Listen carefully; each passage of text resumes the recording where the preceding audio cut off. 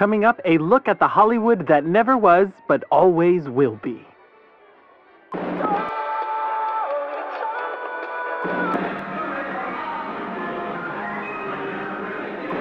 Disney presents Beyond the Kingdoms.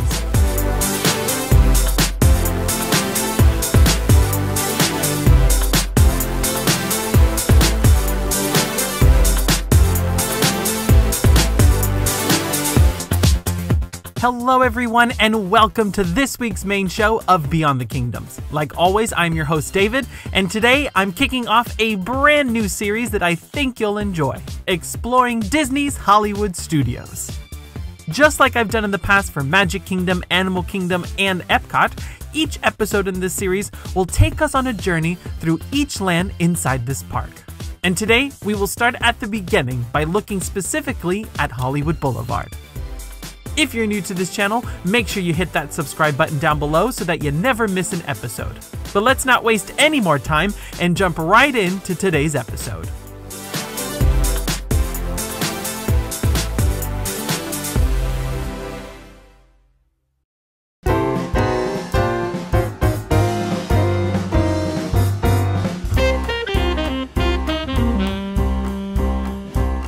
Disney's Hollywood Studios opened in Florida on May 1st, 1989. As some of you may remember, it was originally called the Disney MGM Studios, and part of a partnership between Disney and MGM, put together by then CEO Michael Eisner. But more on that later. Hollywood Boulevard serves as the Main Street USA of this park. Just like Magic Kingdom, this one linear street lined with shops is designed to draw people into the park's central hub and structure. In this case, a replica of the Chinese theater. The theater scene here at Disney is nearly an exact copy of the California original. It measures at the same height, at about 90 feet tall, and features a courtyard in front where the handprints of dozens of Hollywood stars can be seen. Now, while this land is small and will soon only sport one attraction, there are two main dining locations in Hollywood Boulevard, one of them being the park's signature restaurant. But a slew of entertainment can be enjoyed in this land, from classic character meet and greets, to mini stage shows, and two nighttime spectaculars. This, ladies and gentlemen, is Hollywood Boulevard.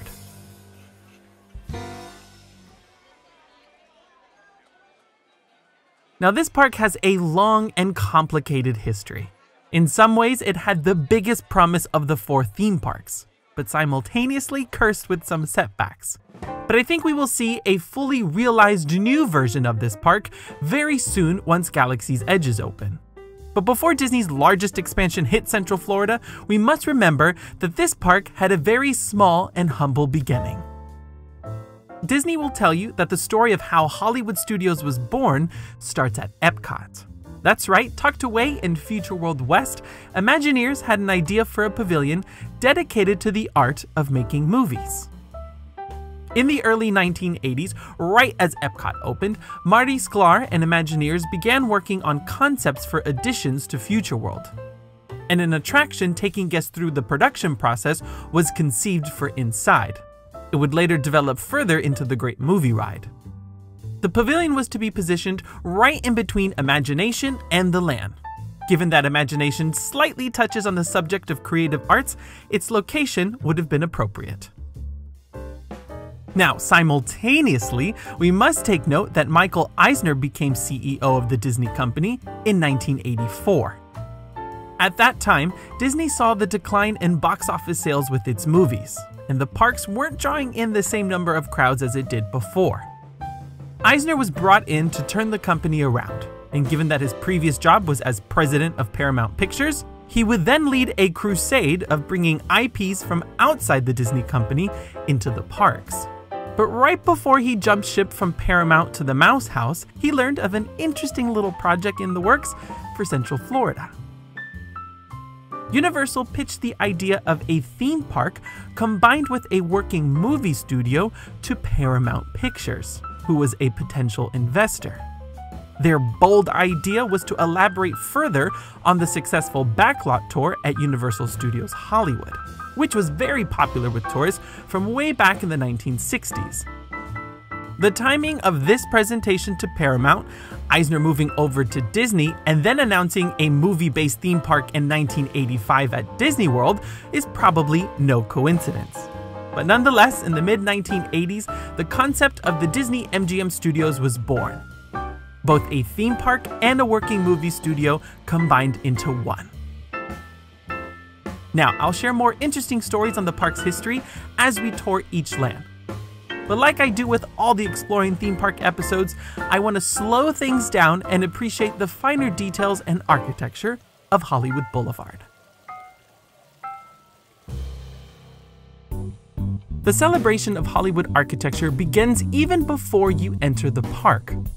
The auto entrance, the new bus loop, and even the ticket windows at the entrance of Hollywood Studios are all inspired by the Pacific Auditorium.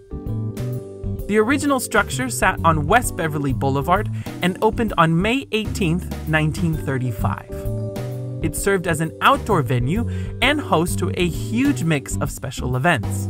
From sporting events and circuses to major radio broadcasts and the ice capades, it was an icon. And the sleek Art Deco design of the entrance was directly pulled for the entryway to Hollywood Studios. Now, the original began to decay in the 1970s. It was featured in films such as Funny Lady and Xanadu, and briefly sparked the possibility of restoring the building. But two fires broke out in the 1980s. In May of 1983, a small fire destroyed the northern end of the building. And on May 24, 1989, just a couple of weeks after the opening of Hollywood Studios in Florida, the original Pacific Auditorium suffered from a catastrophic fire that brought it to the end of its life. The timing is definitely bittersweet, but the Imagineers clearly wanted the spirit of this building to live on here in Florida. Recreations of other Hollywood buildings continue through the entryway of the park. In fact, nearly every structure on this main street is directly inspired by a real California counterpart, some of which you can still see today. Once you pass the turnstiles and look up, you'll see Mickey atop a globe at the crossroads of the World Souvenir Stand. This is a near exact copy of the Hollywood original, which can still be seen today at the junction of Sunset Boulevard and Las Palmas Avenue. When it first opened, it served as the entry to what is referred to as America's first outdoor mall. So its location at the base of Hollywood Boulevard is very fitting, seeing that this main street is indeed a theme park mall of shops. Now, on the exterior of Celebrity 5 and 10, which is the right side of Hollywood Boulevard as you enter, you'll see the first in many examples of California crazy architecture, the dark room. This refers to the techniques used by business owners and architects to create surreal structures that would catch the eye of people driving by and lure them into their establishments. This oversized camera facade is a recreation of a storefront that can be found today on 5370 Wilshire Boulevard. The original served as a storefront for a photo finishing store, but is now a restaurant. The Hollywood Studios version also served as the entrance to the park's photo store. But today, guests will now find an array of Disney tech products inside. Further down the street, you'll find Keystone Clothers. This small structure is sandwiched in between Hollywood Boulevard and Echo Lake, and it also is a store. But on one side, the facade is a direct replica of the Max Factor building, which sits on North Highland Avenue, just off of the real Hollywood Boulevard. Today, half of the building is home to the Hollywood Museum, and the second half is home to Mel's Drive-In, a 1950s-inspired diner. And then finally, at the end of Hollywood Boulevard, we have the famous Chinese Theater. Like I said at the top of the show, this is a near exact copy of the original. It's built perfectly to scale. Now, construction on the original theater in Hollywood broke ground on January 9, 1926. The owner, Sidney Grauman, already built a wildly successful movie house, the Egyptian Theater. And almost immediately after that opened, he set his eyes on Hollywood Boulevard to build his second monstrosity. The theater was meant to feel like a movie palace inspired by Chinese architecture. All of the beautifully ornate details of the original were painstakingly reproduced for the Florida theme park. I think its beauty really rivals that of Cinderella Castle. And inside was where the fabled Great Movie Ride once stood. When the park opened in 1989, this attraction and the Backlot Tour were the only rides in the entire park. Favorites like the Indie Show and Star Tours opened a little bit later. Sadly, the Great Movie Ride closed forever in 2017, leaving all the opening day attractions completely gone from the park today. But one reason I love Hollywood Boulevard and all of the architecture so much is because the design and attention to detail remains completely intact from the park's opening day. In many ways, this land is the only original trace left of the Disney MGM studios. Just like Main Street at Magic Kingdom, Hollywood Boulevard serves as the main shopping destination for the park. Right as you enter and look to the left side of the street, you'll find Mickey's of Hollywood. This is the park's emporium, if you will. It sells an array of products from hats and apparel to toys, pins, collectibles, and more. And it evenly covers the characters and attractions featured in the park. You'll find Toy Story merchandise, Star Wars items, of course, and whatever the latest Disney Parks merch trend is. But once again, the real beauty is the details outside. It may look like a row of different buildings, but this is indeed one long store. The exterior of that first corner is inspired by the Bain Building found on 6601 Hollywood Boulevard. The original, I believe, was owned by Harry M. Bain, who served as a Los Angeles County supervisor and developed the Hollywood Christmas Parade, a tradition that still exists today and that Bain spearheaded to boost Christmas shopping on Hollywood Boulevard. Across the street, you'll find Celebrity 5 and 10. It's basically a second emporium for Hollywood studios. Variety stores, also known as 5 and 10 shops, were predecessors to today's dollar store. The shop would offer an array of products, all at either 5 cents or 10 cents. They sometimes were also referred to as nickel and dime or dime shops, you get the gist. Now, inside Disney's version, of course, nothing costs 5 or 10 cents, but you will find a nice variety of products. At the start, as I said before, you'll find tech products, such as phone cases and magic pans. This is also where pin collectors can check out the latest pins. The next area of the store features an array of hats and Mickey ears, a Disney staple. And the last section offers home products such as mugs, glassware, and seasonal decor. This section is my favorite, because the top of the shop is lined with an array of portraits of Hollywood movie stars. And that's because at the exterior of this section, you'll find the storefront is really advertising Cover Story. Now, I could easily spend all day talking about every single building here in Hollywood Boulevard, and clearly I may have to think of another way to share all those details with you. But let's move ahead to dining. Hollywood Boulevard doesn't really offer a quick service restaurant, but it is home to the park's signature restaurant. But before we touch on the Brown Derby, I want to highlight the Trolley Car Cafe. This is merely the park's Starbucks location, but it is perhaps one of the best themed coffee shops at Disney World. The interior is meant to be a warehouse depot where the infamous red trolley cars are parked in between shifts. You'll also find some offices up above. You may recall that in the film Who Framed Roger Rabbit, these iconic trolley cars were featured heavily. Sadly, we don't have a working trolley here at Hollywood Studios, but this is the beginning of many nods to the film Roger Rabbit. The exterior Spanish colonial architecture is inspired by the real-life Ivy substation in Culver City.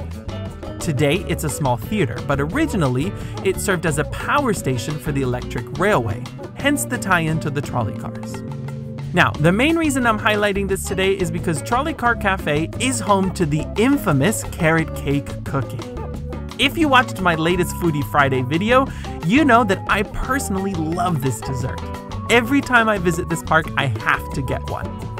The carrot cake cookie has a long history at Hollywood Studios and has miraculously survived many moves as the park continues to tear down older structures to make way for new ones.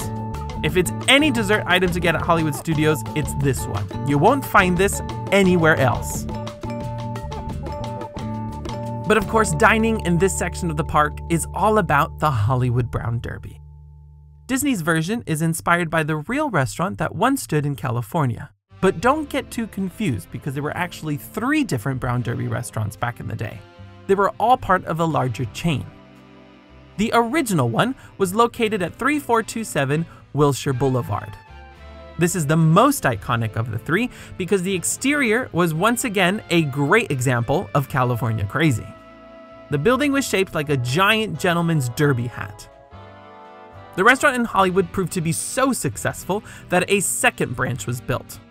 And the original featuring the derby hat expanded and moved to a new location in 1937. The second branch of the Brown Derby, which the Disney version is inspired from, opened on Valentine's Day, 1929 on Vine Street. This one did not feature that iconic hat. The exterior of this one was designed with Spanish colonial architecture in mind, and replicated here at Disney, complete with its own bamboo room. Now, since this location was very close to the movie studios, it quickly became the place where stars would dine. The Brown Derby is also noted as the birthplace of the Cobb salad, something that is replicated here at Disney, which takes us to the food. The signature restaurant is perhaps the best place to eat at Hollywood Studios. The service is excellent and the ambiance is a great throwback to vintage Hollywood. And the food is exquisite. Like the Cobb salad, you'll find recreations of the restaurant's staple dishes. Now, since this is a signature restaurant, it is pricey. Entrees here range from $30 to $50. The most expensive being the charred grilled beef, which is delicious. One of the best steaks I've ever had at Disney. But if splurging $50 a plate is not your style, remember that there's a lounge component in the patio area. As far as the ambiance, this lounge is alright. It's outdoors, so depending on what time you visit, you may get a lot of noise from the entertainment that takes place at the hub. There is an outdoor bar where you can just walk up and order a drink to go, and I think it's the best bar to visit at Hollywood Studios. They've got everything here, and the bartenders really know how to make a stiff drink. The food menu at the lounge offers an array of small plates and gives you a little sample of the bigger menu offered inside. You can try an abbreviated version of the Cobb salad for $10, or enjoy the Wagyu beef sliders instead of the big burger version for $17. It's a cheaper alternative to the full restaurant, but you can still order off of the full menu if you want, so there's loads of flexibility here. Reservations are not offered at the lounge, which makes it a little bit easier to come and go as you please. But if it is a busy day, you may have to wait a bit for a table. Now, the final way to enjoy the Brown Derby restaurant is with the Fantasmic dining package.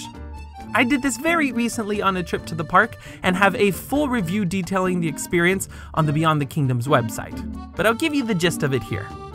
The dining package costs $63 plus tax for adults and $22 for kids. To really make the package count, order the steak that is normally priced at $50 because the package includes an entree, dessert, and a non-alcoholic drink. At the end of your meal, you'll be given tickets that will allow you to enter the reserved viewing area right at the center of the Hollywood Hills Amphitheater. Now, if you're on the dining plan, this package and a regular meal at the restaurant is worth 2 table service meal credits. If the Brown Derby is out of your price range, you can do a similar package for far less money at Hollywood and Vine and Mama Melrose. But Brown Derby certainly is the best restaurant of the 3. Now, I'm not a huge fan of Fantasmic, and I usually don't bother booking FastPass Plus for it. I have way bigger priorities when visiting the park. But I will say that for a once-in-a-lifetime experience, if you're a big fan of Fantasmic and already wanted to dine at the Brown Derby, definitely go for the dining package. But I'll talk about this show more in the future when we get to Sunset Boulevard. But let's round out the episode with a look at entertainment. This area is home to a few character meet and greets, currently a mini parade if you want to call it that, a mini stage show at the hub, and 2 nighttime shows. Let's start with some characters. At the very start of Hollywood Boulevard, outside of Sid's one-of-a-kind shop, you'll get to meet Daisy and Donald. They will each have their own separate line, and they're usually out meeting guests from park opening time to 12 noon, and then again from 1 to 4. Their times change a lot, so pick up a times guide when you arrive. I know that you can meet these two at many locations around Disney World, but you'll be surprised to know that this is the only place to take a picture with Donald in his traditional sailor suit. Everywhere else has some sort of other costume, so if you like the classic look, meet him here. Now, if you want something a little bit more authentic, make sure you catch the Citizens of Hollywood. The exact lineup of characters has changed in the last year or so, but many crazy and kooky characters can be found throughout Hollywood and Sunset Boulevard from the morning hours into the afternoon. My personal favorite is Juan Scenario, one of Hollywood's best screenwriters. They perform comedy skits curbside and add fun atmosphere to the park. I love them. Now currently, as to be expected, there's a tremendous amount of Star Wars entertainment in this land. Every day, Captain Phasma leads her army of stormtroopers from the start of Hollywood Boulevard down to the hub and back. It's not a parade per se, more of a march or procession, but it will certainly get you Star Wars fans geared up for the day. Now, it's worth noting that they do not stop and pose for pictures, but you can currently meet Star Wars characters inside Launch Bay, but I'm sure all of that will change by the end of the summer when Galaxy's Edge opens. March of the First Order can take place up to 7 times a day, so there's plenty of chances to catch it. It usually performs at the start of every hour from 10 a.m. to 5 p.m. Right after the march, it's a good idea to park yourself at the hub to watch a galaxy far, far away. Now, I wouldn't call this a full show. It's more of a mini show that is a showcase of many Star Wars characters. Throughout the performance, guests will be taken through the many adventures seen throughout the entire saga.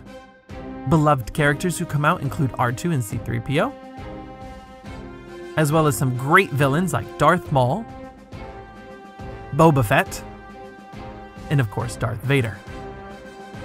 At the end, we finally get our latest hero, Rey.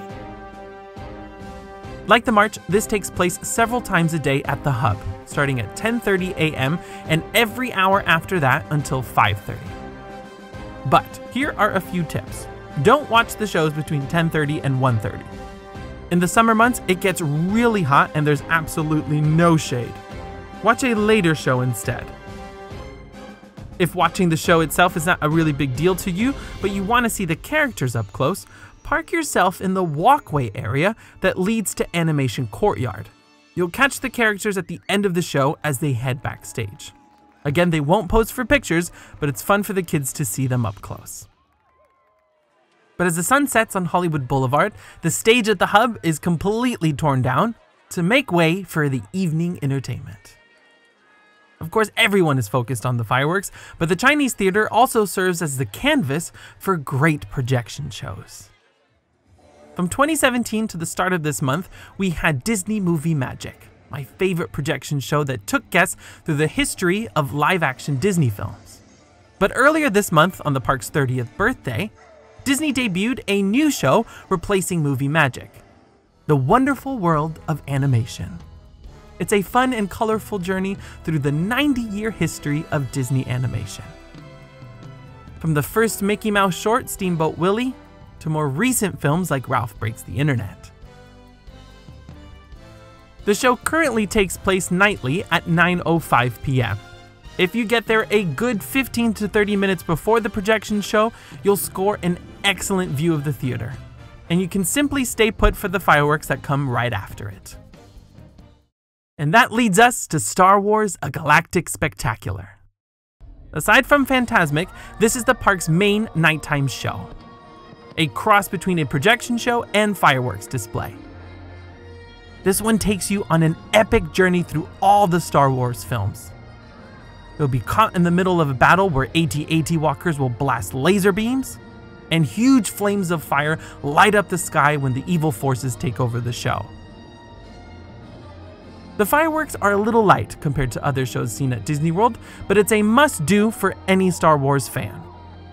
Now, there are 2 ways to see this show. Like I said, get to the projection show early and you'll be set for both of them, because right now the fireworks start at 9:30 p.m. The trouble with Hollywood studios, though, is that you have to pick between Fantasmic and the fireworks. The timings of both make it near impossible to move from Sunset Boulevard at the end of Fantasmic to the hub in time for the start of the fireworks. if there are 2 performances of Fantasmic, you may be able to swing it. But if Galactic Spectacular is your priority and you don't want to wait around all night for a good view, like always, there's a dessert party. And it comes with reserved viewing. The dessert party itself takes place inside Star Wars Launch Bay. You'll enjoy an endless supply of sweet dishes and both alcoholic and non-alcoholic beverages. Then, about 15 minutes before the projection show, you'll be escorted to the small landing right in front of the theater to your VIP section, and you'll get to enjoy both shows easily. It used to be further back, but now that the stage for the daytime show is collapsible, there's more space at the hub for the evening performances. Now, since the fireworks are light and skewed off to the right, getting a closer view of the theater to appreciate the projections is a really nice option. I've never done the dessert party before because I enjoy both shows and find it extremely easy to get a good view for both. Again, that might change soon when the crowds come pouring into this park. But for those of you who want to know, the dessert party is priced at $79 for adults and $49 for kids. This one also features a take-home souvenir, which in the past has been a Chewbacca souvenir cup. I'll leave a link in the description below for those interested in booking this. But Star Wars: The Galactic Spectacular is the perfect ending to a day at Hollywood Studios. So there you have it, friends, a complete tour exploring Hollywood Boulevard at Disney's Hollywood Studios. But this isn't the end for this land. In spring of 2020, we will finally get Mickey and Minnie's Runaway Railway inside the Chinese Theater. Disney promises that this will be an exciting attraction unlike anything we've seen in the Florida parks. And it will be the first ride to be completely based on the mouse who started it all. Like many fans of this park, I still mourn the loss of the Great Movie Ride. It was one of my favorites as a kid. But this park is in need of more rides, especially ones for the whole family. So we'll just have to wait and see if this new attraction lives up to its predecessor. But that will sadly have to do it for today. Stay tuned throughout the summer because at the start of every month will be the next installment in this series. But until next time, remember, if you can dream it, you can do it.